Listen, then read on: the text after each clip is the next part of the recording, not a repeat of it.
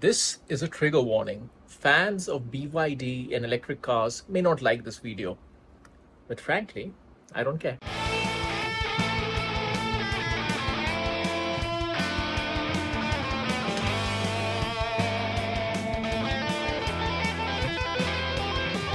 Hi everyone, you catch me today in a new car. This isn't a BMW, this is an Audi. And there's a very good reason I'm looking at this car, because I believe even when this car was new, it was exceptional value. But today, in the context of 2025, cars like this, German sedans, small or slightly larger, built between say 2014 to 2018, represent excellent values. Let's get right into it.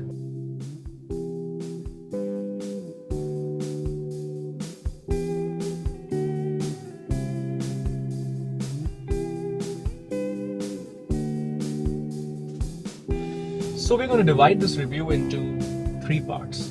The first bit is that you will get my initial impressions on this car, this 2016 Audi A4, 1.4 but with a reasonably decent state of tune, 150 horsepower. So that's going to be the first part of this video, my initial impressions of this car.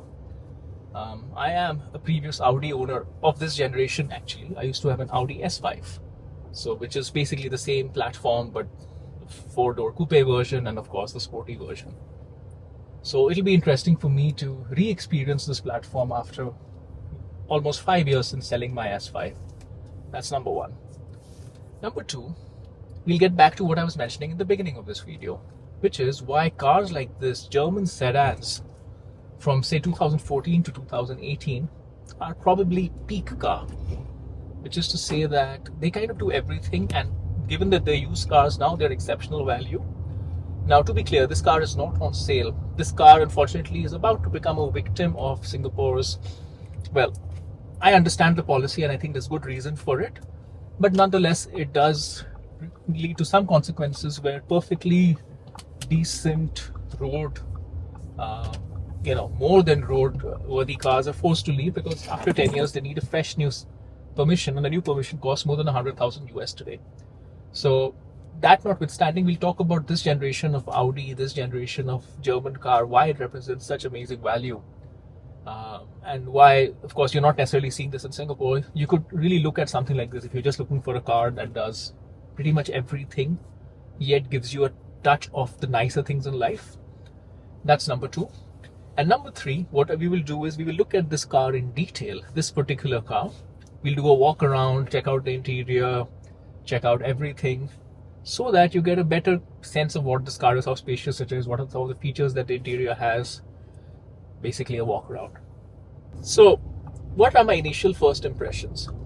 My first impressions are a couple of things. One is it feels very typically Volkswagen, and this is not me being negative. This is me being extremely positive because I have a soft spot for Volkswagen. Scirocco was my first car. Of course, I had the S5.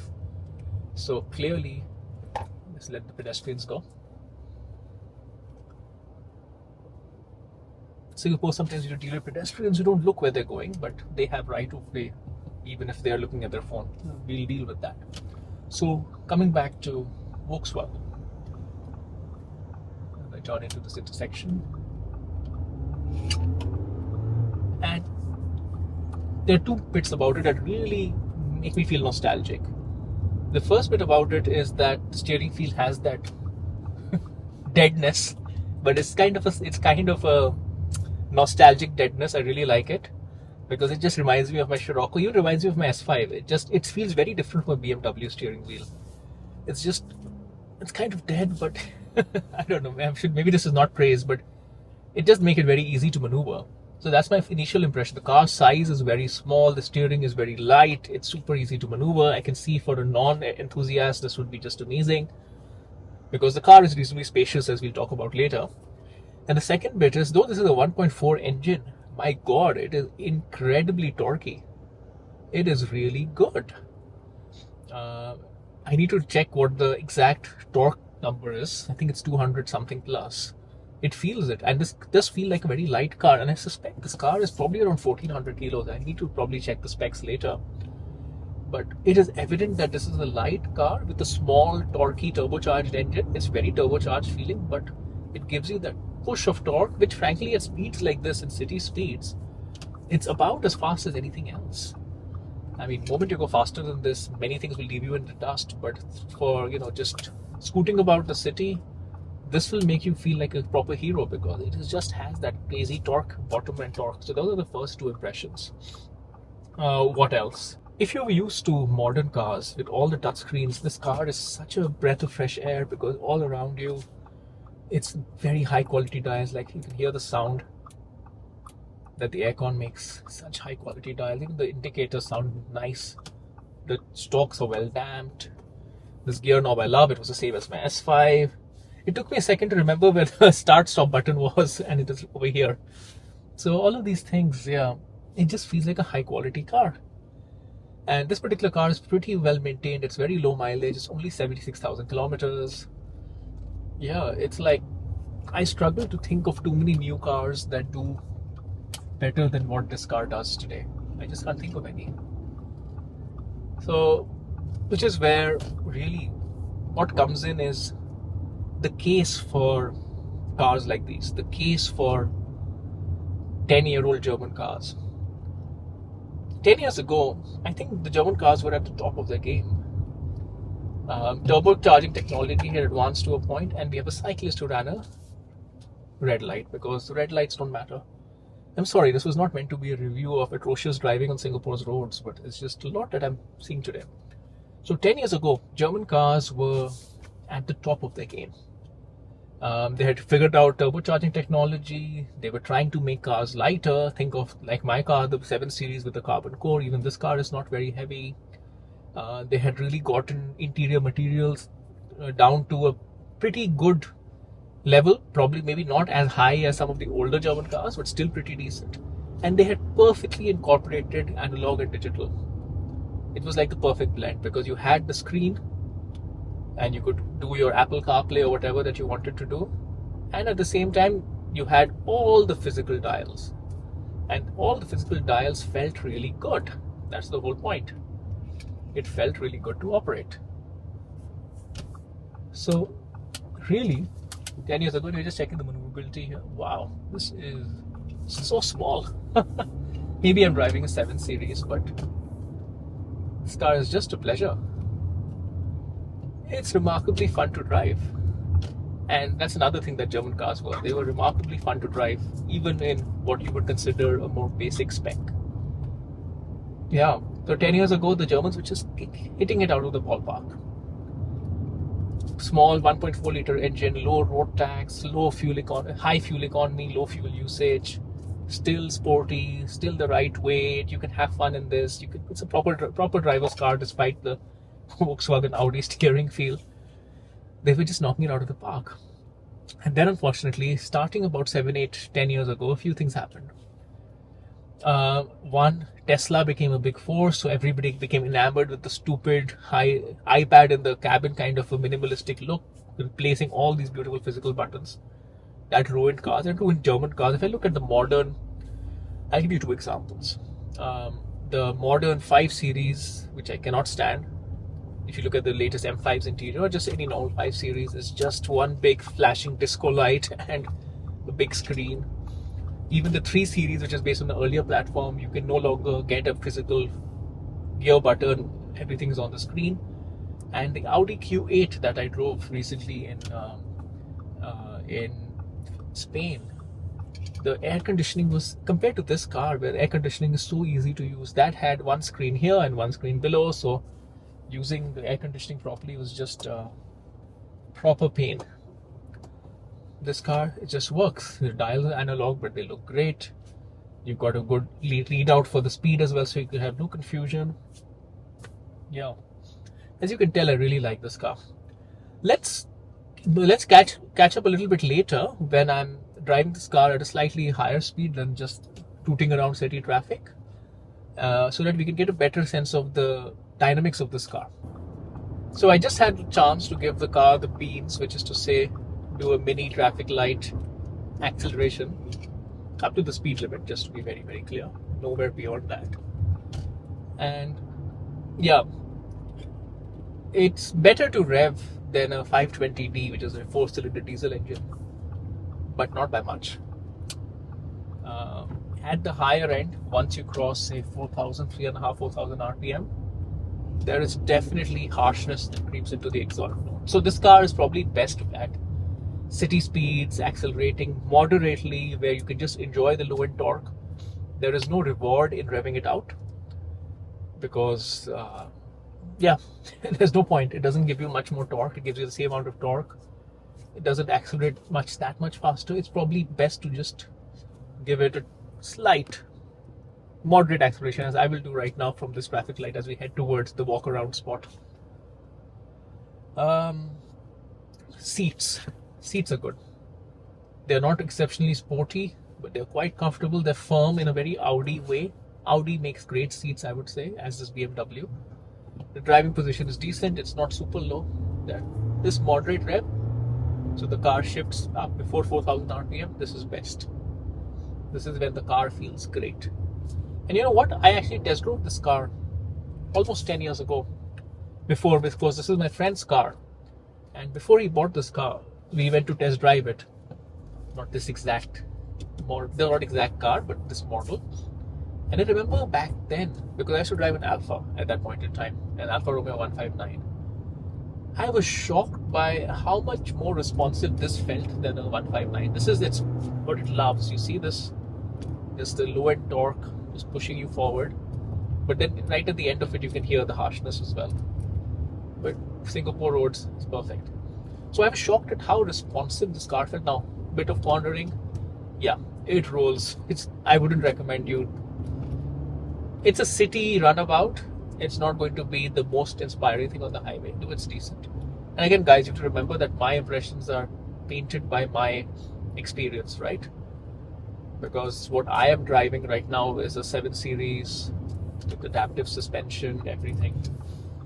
Air suspension, incredibly stable. I used to have an M5 and F10 M5 before that. So take that when you hear the impressions that I give you. And there's a tree on the road, a continuation of Singapore's road saga for today.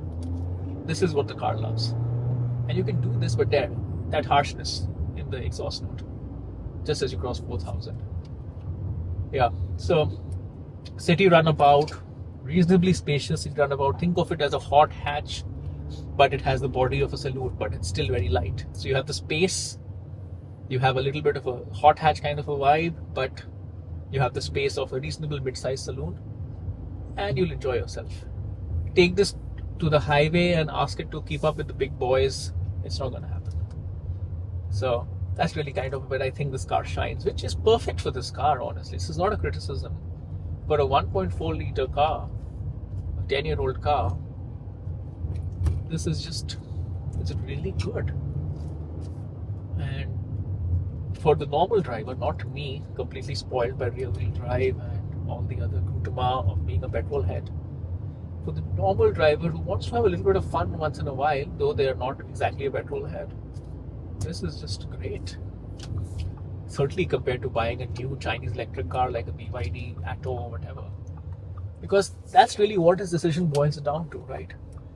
In Singapore, if you were to renew this car for another 10 years and forego the tax, the ARF, it would be cheaper than buying a brand new BYD ATTO 3, which is the best-selling car in Singapore.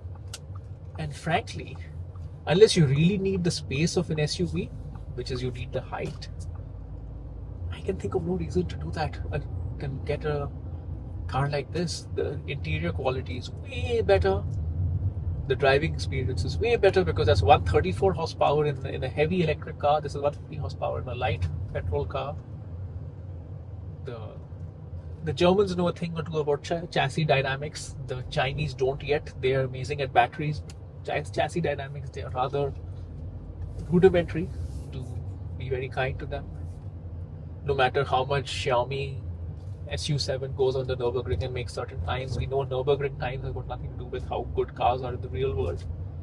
The Germans have real world cars nailed to an art.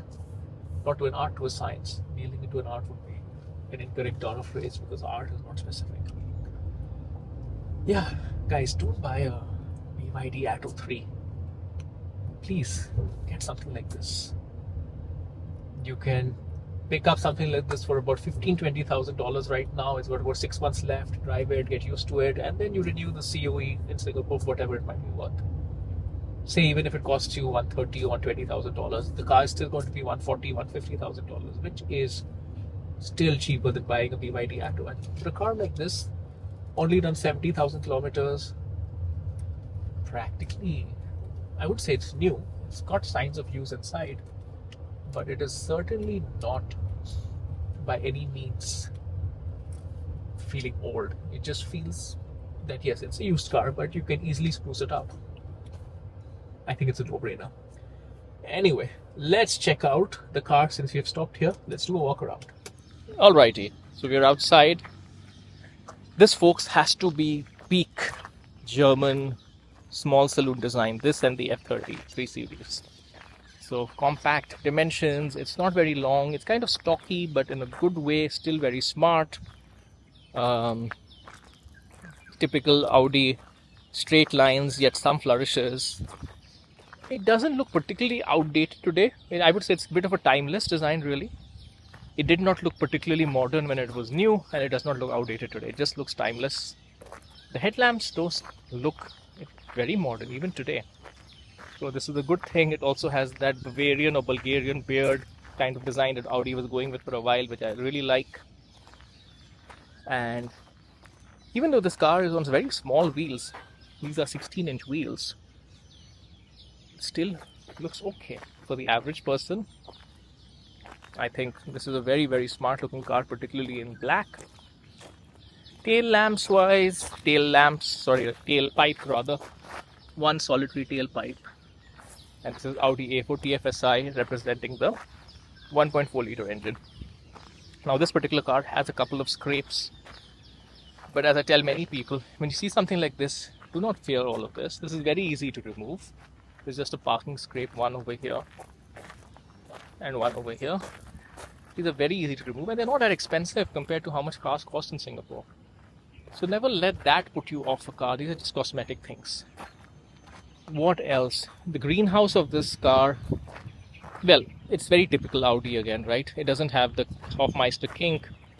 This is pretty much the same greenhouse as an A4 or sorry A6 or A8. It's just a difference in size. Wheels are standard fare, nothing special. Nothing can really go wrong.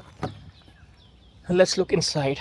Now the interior is very smart. Grey leather. Seats are decent condition. And what I like best is the materials, the buttons. Great, the Audi silverish trim, physical buttons here. More importantly, physical buttons everywhere here as well. Physical gear lever, physical MMI, multimedia control buttons, shortcuts, physical buttons for the air conditioning, start stop button, some more buttons over here. No touch screen. It's all easy, all very high quality. Hear that. Hear this. Everything is just super high quality. The screen resolution is also decent. You can't really go wrong. Let me just switch on the car's air conditioning because it is rather hot here. And there you go. Passenger airbag on, good to know. Great analog column, has all the information you need. A digital readout in the middle. Beautiful steering wheel. This is again peak German car. I keep saying it, peak German car. This is indeed that. This generation of A4, A5 has this long AC vent, but this is actually a fake vent. It's just for design consistency. I know this from my S5. That's a real vent. That's a real vent. That's a real vent. That's a real vent. Even simple things like the window controls, like in normal Volkswagen, you won't have these silver surrounds. So here you have a little bit of silver surround. Just remind you that you're an Audi. Small things, but makes for a very high quality environment. Even the steering wheel is great. It has that roller wheel, which I'm not the biggest fan of, but even the way this wheel feels, so good. Sorry, maybe it's just that new cars have become so bad with all the everything on a touch screen and the lack of the tactile feeling, that I just can't help but keep waxing lyrical about this car's quality. Let's check out the back seat though. The front seat seems very spacious. The headlining, I can just move this up. The grey headlining gives a sense of space. The mirrors look nice and smart. Let's check out what the rear seat of this car looks like.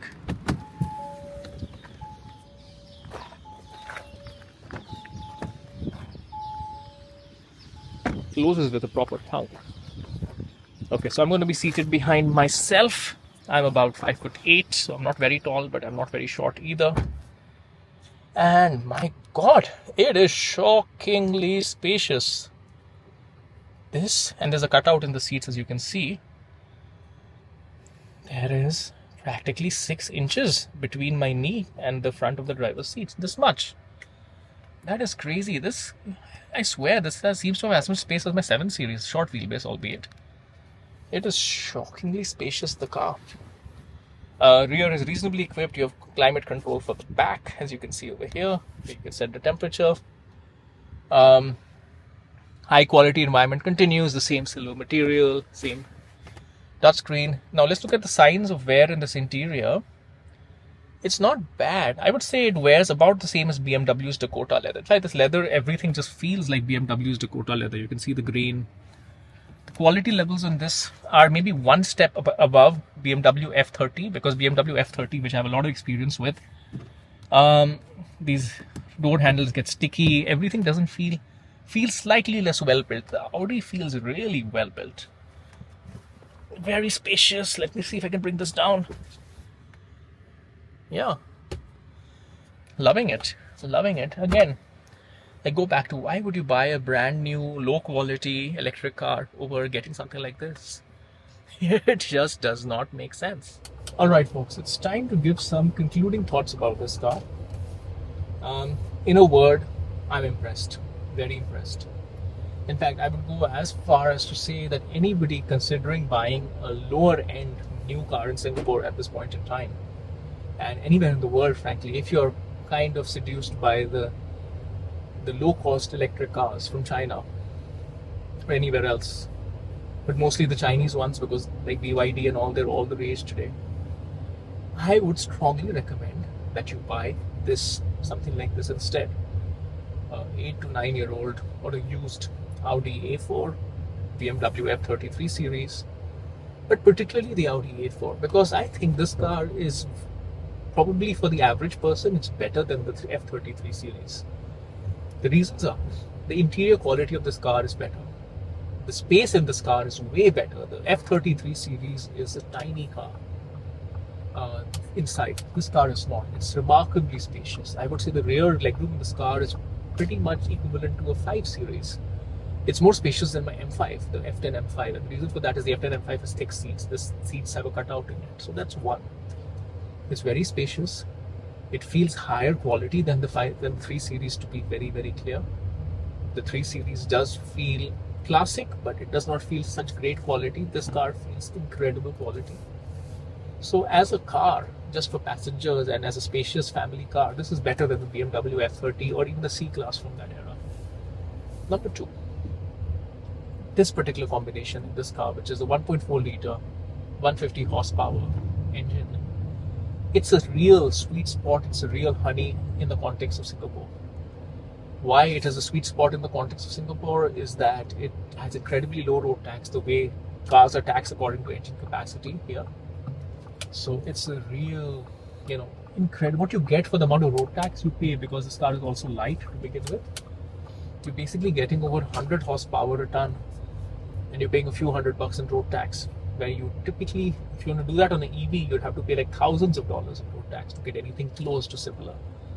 So this particular engine, though it is not the most remarkable engine for performance, at high speeds, at city speeds, at Singapore speeds, it feels pretty damn powerful, and it's really fun at slower speeds. When I say slower speeds, I mean Singapore speeds. So I really cannot recommend it enough. And the third thing is that there is a myth that older cars are absolute disasters, especially older German cars. The truth is somewhere closer to they aren't disasters, they do require some upkeep, but the upkeep is entirely reasonable. And given what you're getting for your money, investing in one major service a year and some wear and tear, the math will still work out that you will probably pay much less than buying any new car in Singapore today, let alone a shitty new car, which is you're going to pay a lot more for a much lower quality item. Now, to be clear, you will need to get a lot of stuff done preventatively, and that may give you a one-time bill that you're like, my God, I'm putting in $5,000 or something into a car which is an old car, but that $5,000 will give you such incredible ROI, as it will give you just peace of mind for years to come, and you'll get basically a luxury saloon at the price of a cheap hatchback, cheap electric hatchback or SUV thing. You can call it SUV if you want. It's basically a hatchback, just slightly taller. So yeah, if you can tell, I am quite impressed. I'm also a little bit saddened that due to a combination of regulations, consumer preferences or perceived consumer preferences, cars like this are going extinct. Like this particular car, as I've told you before, this car is not for sale. This car has already been traded in. This belongs to my friend. He's brought a brand new car, which we'll talk about separately, and he had his reasons to not renew this car and get a brand new car. Long and short of it is he wanted an even bigger car, and it's not an SUV. So we'll get into that story at a different point in time. But it's just a shame that cars that are as good as this are just forced to leave the road.